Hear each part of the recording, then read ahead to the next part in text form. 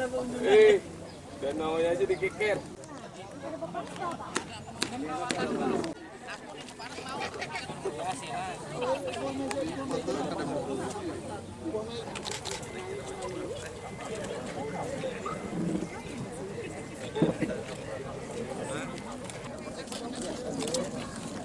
Nyaman. Yang ininya dulu. Tatak dulu ya kalau. Bagus. Kabupaten Tanah Bumbu yang kami hormati, Camat Sanhilir beserta Kota muslimin wal muslimat minal hadirin wal ghaibin bi rahmatika ya arhamar rahimin. Perlu kami laporkan bahwa kegiatan panen raya ini dilaksanakan berdasarkan hasil rapat dengan kelompok petani di wilayah Kabupaten Tanah Bumbu. Maka kami tetapkan lokasi partai ini ada di Desa Paketelu, Kecamatan Kusanggul, Kabupaten Tanah Bumbu. Kemudian bertepatan juga untuk merayakan hari jadi Kabupaten Tanah Bumbu, maka yang ke-15 tahun 2018 ini kami Dinas Pertanian melaksanakan kegiatan ini. Mohon izin Pak Bupati, perlu saya sampaikan laporan bahwa kegiatan panen realisasi tanem pada tahun 2017 kita mempunyai target tanam seluas 26.276 hektar. Realisasi tanam untuk tahun 2016-2017 di bulan Oktober Maret ini mencapai 28.026 hektar. Ada presentasi kenaikan 106,669. Jadi realisasi target tanam kita itu melebihi target yang ditentukan oleh pemerintah. Kemudian realisasi tanam hortikultura yaitu jagung, target provinsi maupun pusat ditargetkan 2.000 hektar. Kita Kabupaten Tanah Bumbu bisa mencapai target 3.994 hektar. Kemudian di tahun 2017-2018 kita mendapat alokasi kembali target luas tanam padi menjadi 29.439 hektar.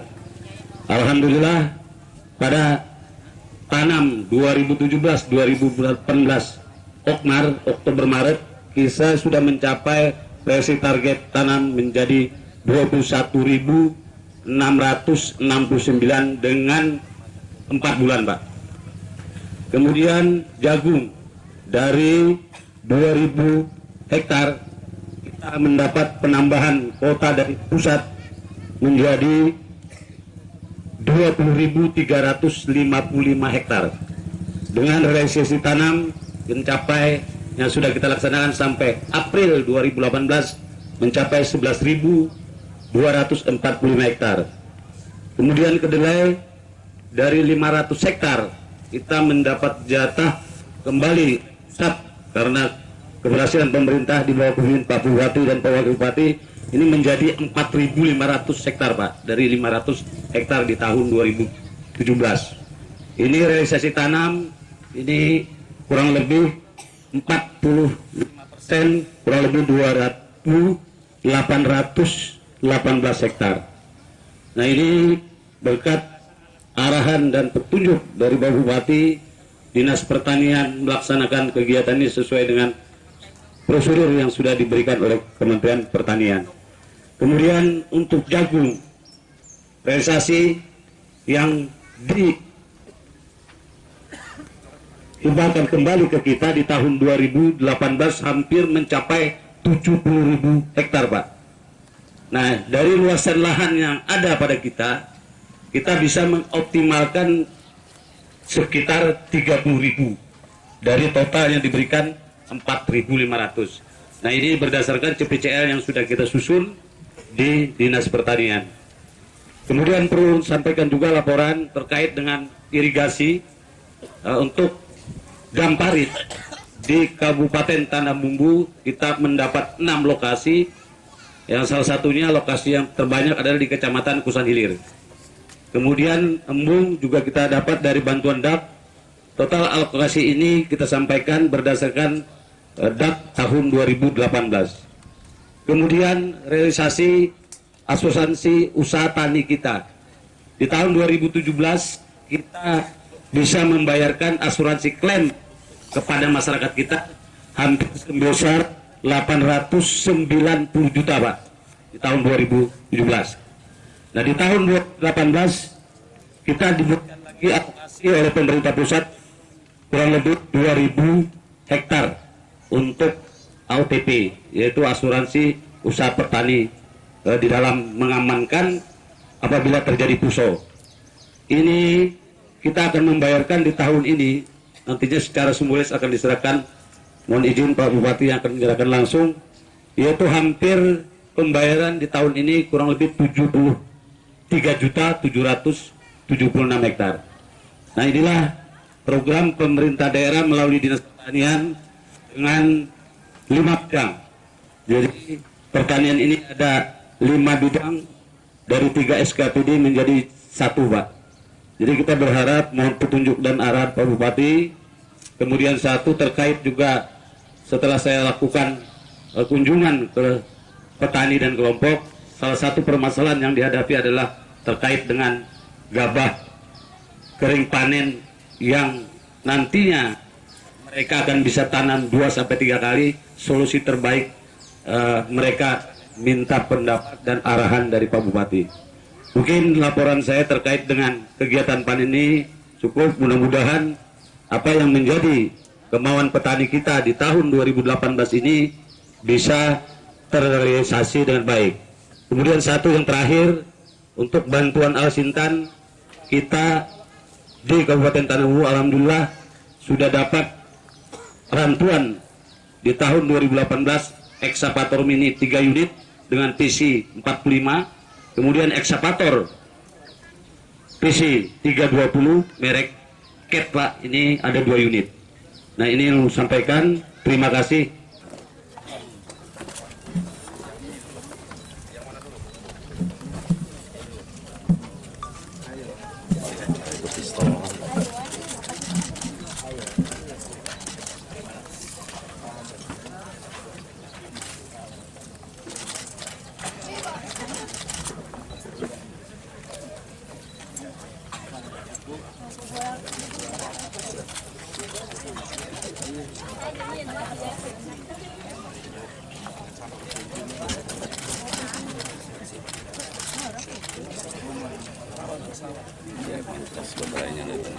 mendadak kok.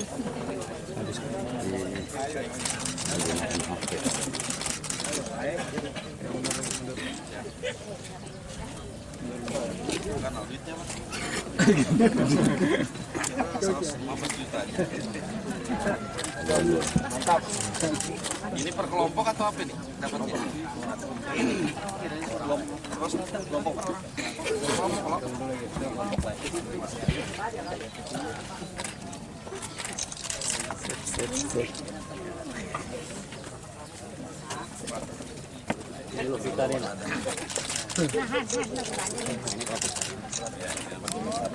Berarti penjual pelarang jualan lihat, Pak. Bingung yang mana dilihat di kamera. Iya kan sudah. Kegiatan panen raya di Kecamatan Kusan Hilir, Desa Pakaselu, yang mana kemarin kita di sini sudah melakukan pembibitan. Tadi saya lewat sekitar 40 hektar ya. Alhamdulillah lahannya dulu tak pernah ditanam, sekarang masyarakatnya sudah menanam padi. Kemarin kepala dinas tanyain bisa disewa lagi, tidak mau lagi masyarakat yang disewa. Tapi terus terang saya senang. Kenapa senang? Karena berarti ada lagi semangat para petani, khususnya petani padi, untuk kembali padinya, lahan-lahan yang dulu tidur mulai ditanamin lagi. Salawat dan salam kita aturkan kepada junjungan Nabi besar Muhammad SAW. Semoga kita mendapat syafaat beliau di akhirat. Bapak-bapak, ibu-ibu yang saya hormati dan saya cintai, insya Allah nanti ada beberapa profesor yang datang. Kemarin kita sudah tanda tangan MOU kerjasama dengan IPB, di mana di sana ada profesor ahli benih, profesor ahli jagung, profesor ahli kedelai, dan profesor ahli sapi. Karena katanya hubungannya berhubungan semua tuh, dari benih, padi, sapi, apa semuanya. Nah, berhubungan juga dengan pabrik. Saya mungkin di sini akan lebih ringkas menjelaskan permasalahan pabrik. Ada pabrik satu dibangun di pihak swasta, di mana pabriknya kapasitas penggilingan padinya 10 ton per jam. 10 ton per jam, dan ini mesinnya hidup 24 jam. Setahun itu dia hanya stop 2 minggu. Jadi mesinnya makin hidup terus, malah lebih bagus. Dari mesin ini menghasilkan, dipasang power plant, PLTBM menghasilkan listrik 5,5 megawatt. 5, megawatt dibutuhkan untuk memasang pabrik ini saja sekitar 3 MW, 3,5 megawatt. Bukan MW, 5 mega ya. 5,5 mega untuk pabriknya saja 3,5 mega MW, di mana 3,5 mega MW ini bahan bakunya dari sekam padi. Dari sekam padi nanti berarti di mana yang sekarang ada penggilingan masyarakat, khususnya di Kabupaten Tanah Bumbu, ada penggilingan, ada sekam yang dulu dibuang kan. Nah, sekarang mungkin kan lagi banyak stok sekamnya. Kalau bisa itu jangan dibuang lagi, nanti akan dipakai menjadi bahan baku listrik untuk pabrik yang dibangun. Nanti dengan adanya kapasitas pabrik ini 10 ton per jam, masyarakat kan pasti, khususnya yang petani lahan tidak masalah, tapi yang kasihan, yang ketakutan adalah petani penggilingan. Nah, petani penggilingan bagaimana? Saya juga sudah memikirkan dari dampak sosialnya, nanti kita bikin subsidi silang. Nanti sekam dibawa ke pabrik, pulang nanti membawa gabah kering. Berarti kalau pabrik ini jalannya, dulunya kita jalan hanya masa panen, selesai habis bahan baku, pabrik penggilingan kada bisa jalan lagi, karena padi kada ada lagi. Nah, pabrik ini dibangun silonya, itu kapasitas 60 ton. 60.000 ton. 60.000 ton itu sudah kita perhitungkan bisa bertahan selama 6 bulan. Sehingga panen kedua kali kita silonya bertahan. Jadi power plant-nya dibangun untuk listrik. Dari power plant listrik bahan bakunya sekam. Habis itu panasnya menghasilkan panasnya dimasukkan ke dalam silo. Jadi tidak ada yang terbuang, panasnya dimasukkan ke dalam silo, silonya itulah yang menjadi pengering gabah. Jadi nanti masyarakat saat panen, kita kumpul semua yang menjadi lahan pertanian yang ada di Tanah Bumbu, panen gabah basah langsung dibawa ke pabrik, sehingga bisa disimpan sampai 6 bulan. Nanti setelah masuk semua ke pabrik, bagaimana dengan penggilingan masyarakat? Nanti penggilingan masyarakat kita tukar guling. Dia membawa sekam kosong ke pabrik sebagai bahan baku, balik kita kasih gabah kering. Dulunya bisa bekerja 1 bulan atau 2 bulan saja, karena kita mempunyai stok selama 6 bulan, berarti kita bisa bekerja kalau panennya 2 kali, 1 tahun kita tidak berhenti menggilingnya. Nah, yang sekarang yang belum diputuskan hanya apakah nanti yang pabrik penggilingan itu sebatas hanya menggiling saja, dibayarin upah menggilingnya, atau diberikan langsung berasnya dengan dijualkan hanya harga gabah keringnya. Itu yang belum diputuskan, masih saya carikan rumusnya. Kenapa saya carikan rumusnya? Kalau di pabrik besar ini, dia langsung memisahkan mana beras yang patah, mana yang beras utuh. Beras yang utuh itu akan menjadi beras premium. Beras yang patah akan menjadi pakan pakan ayam. Di samping pabrik itu nanti maksudnya ada pakan ayam juga untuk ayam bertelur. Yang beras patah mungkin menjadi pakan, dedaknya itu akan menjadi minyak.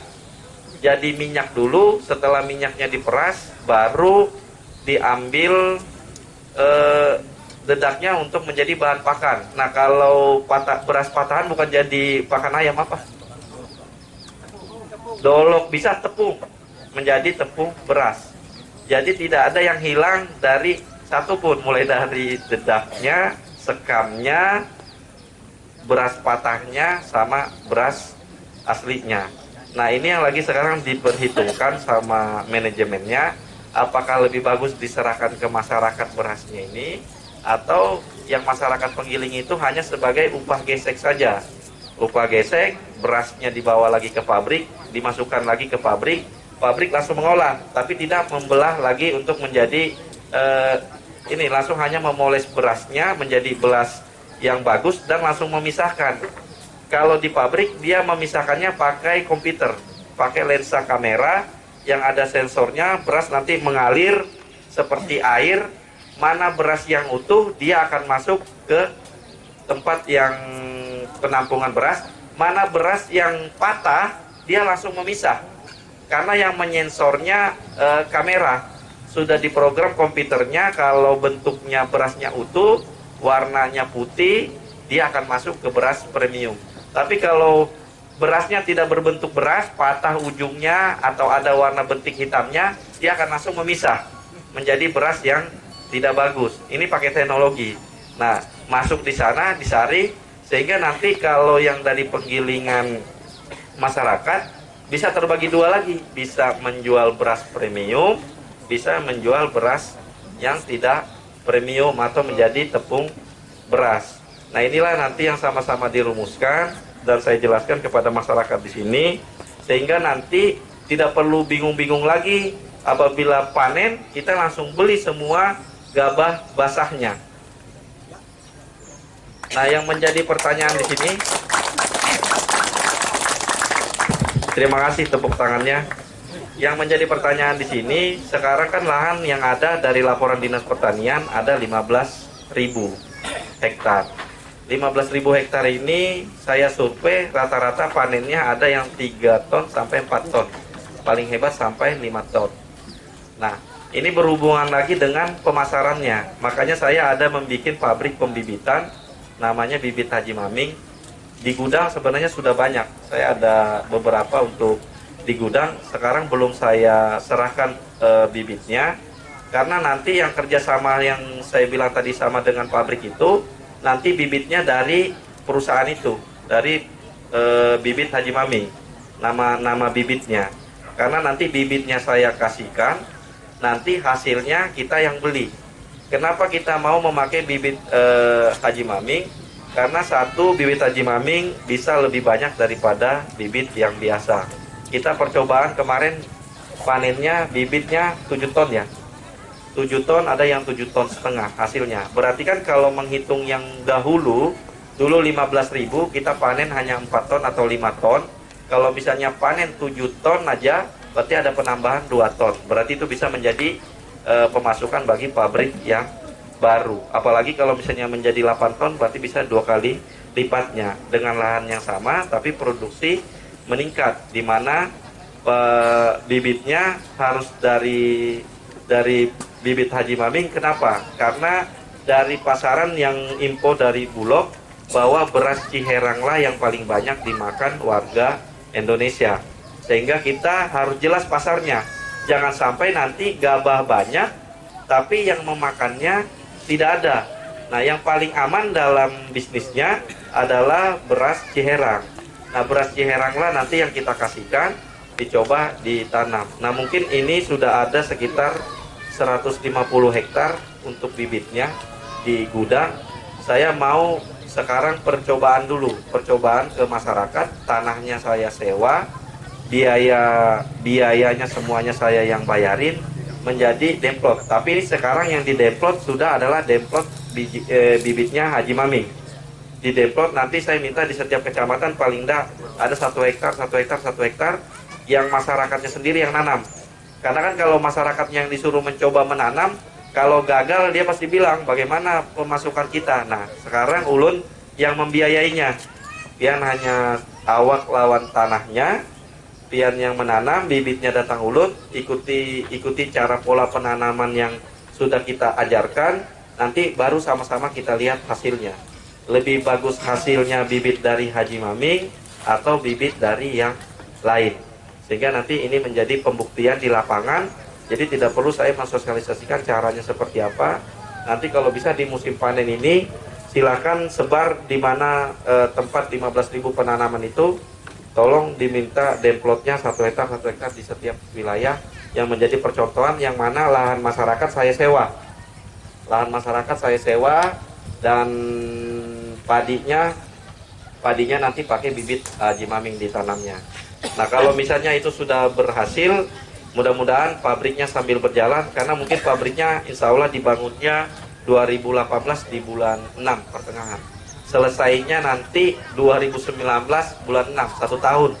Minta waktu perusahaannya, karena yang dibangun ada 2. Membangun pabrik berasnya, membangun power plant-nya. Waktunya sama, semua 1 tahun.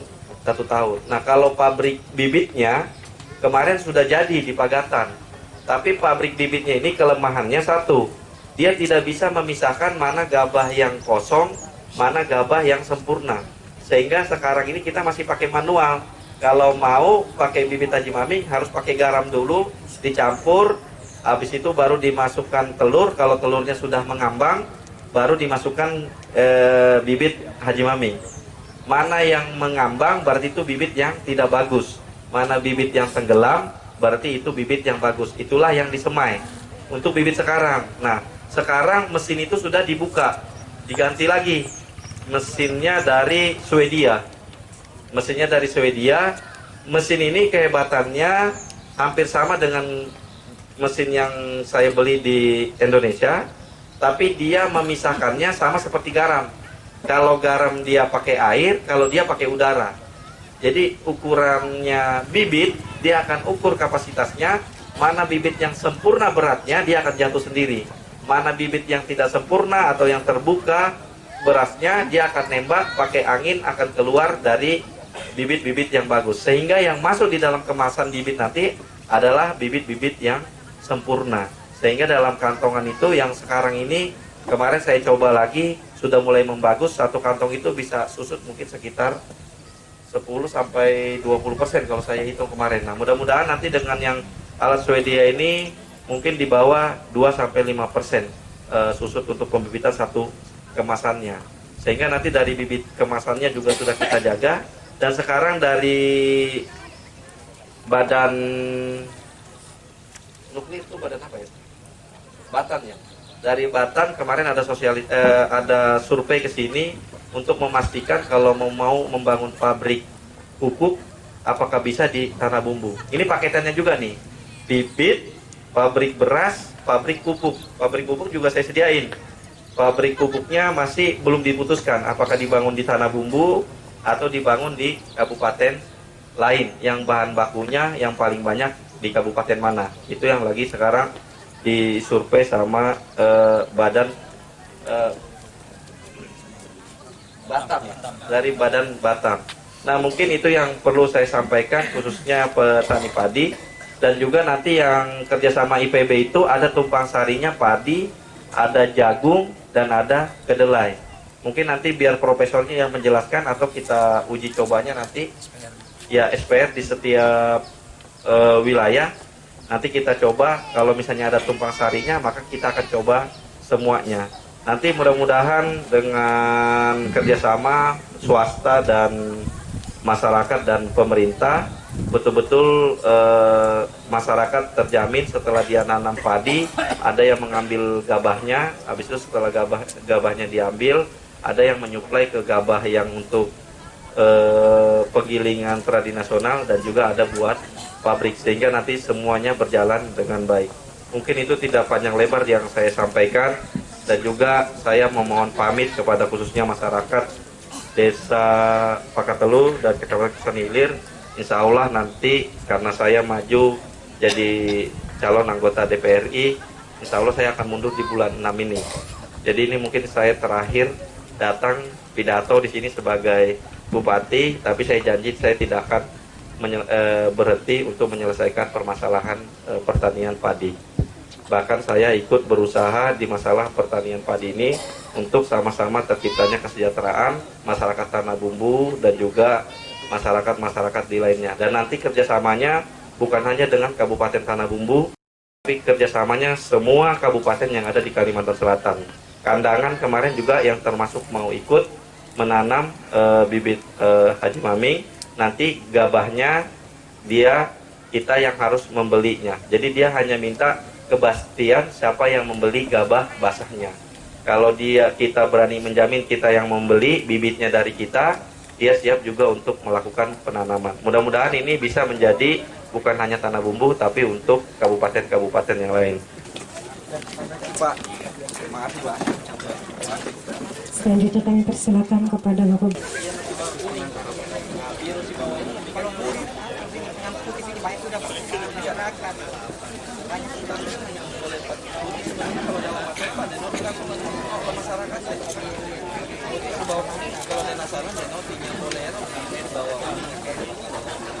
Ya, saya berterima kasih kepada khususnya Kepala Dinas Pertanian dengan panen raya bersama para petani padi khususnya Kabupaten Tanah Bumbu yang disampaikan tadi bahwa ada 16.000 lahan potensial untuk petani padi yang sekarang panennya kapasitasnya ada yang 4 ton, ada yang sampai 5 ton. Nah, kemarin Tanah Bumbu ada bibit baru namanya bibit Haji Maming, di mana kita sudah mencoba di Kabupaten Tanah Bumbu, dari Dinas Pertanian juga mencoba, itu panennya 7 ton sampai 8 ton.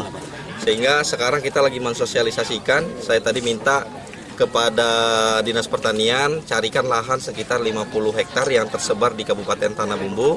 Nanti lahannya saya sewa 10 juta per hektar, bibit kita kasihkan dan hasilnya petani yang mengambil. Karena saya mau mensosialisasikan mana bibit yang dari luar, mana bibit dari Haji Maming, sehingga memperlihatkan hasilnya. Nanti sama-sama wartawan juga mensosialisasikan, kita nanti setelah penanaman, nanti penanamannya di mana, kita sama-sama membuktikan lebih banyak mana hasilnya, apakah bibit yang dulu atau bibit yang sekarang. Nanti baru kita lihat, mudah-mudahan betul apa yang sudah kita sampaikan bahwa bibit kita lebih bagus daripada bibit yang lain, hasilnya juga lebih bagus. Satu itu. Setelah hasil produksi meningkat, yang 15.000 tadi atau 16.000 yang potensial lahan, dulunya hanya 4 ton bisa jadi 8 ton, berarti kan ada 2 kali kapasitas gabah basah menjadi stok Kabupaten Tanah Bumbu. Sehingga harus dipikirkan lagi siapa nanti yang mengambil gabahnya. Nanti kita kerjasama dengan salah satu perusahaan swasta untuk membeli gabahnya yang hasil panennya seluruh yang ada di Kabupaten Tanah Bumbu, sehingga hasil gabah basahnya dibeli kepada petani, masuk ke pabrik, petani langsung dibayar, habis itu petani menanam lagi sehingga gabah di Kabupaten Tanah Bumbu nanti tidak kekurangan. Bagaimana dengan penggilingan yang ada, yang kecil-kecil yang ada di Kabupaten Tanah Bumbu, nanti bisa barter, membawa sekam, karena sekamnya menjadi alat bahan bakar PLTBM pabrik, nanti pulang dikasih gabah kering untuk menggiling beras. Yang dulunya pabrik gilingan beras hanya bisa jalan 1 bulan 2 bulan, nanti dia bisa jalan sepanjang tahun, sehingga bisa meningkatkan juga kesejahteraan bagi petani giling, petani lahan padi juga. Mudah-mudahan ini bisa menjadi mengangkat kesejahteraan masyarakat Kabupaten Tanah Bumbu. Pak, mungkin terakhir Pak, terkait dengan mendatangkan beberapa profesor Pak untuk peningkatan sumber daya manusia. Ya, itu kerjasama dengan pemerintah, IPB dan swasta.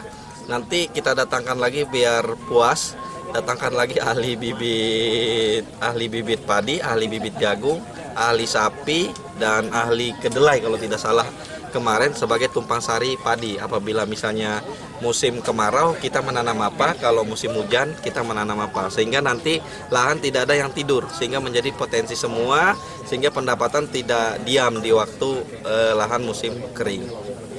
Tapi ada ini kembali ke 8 ton.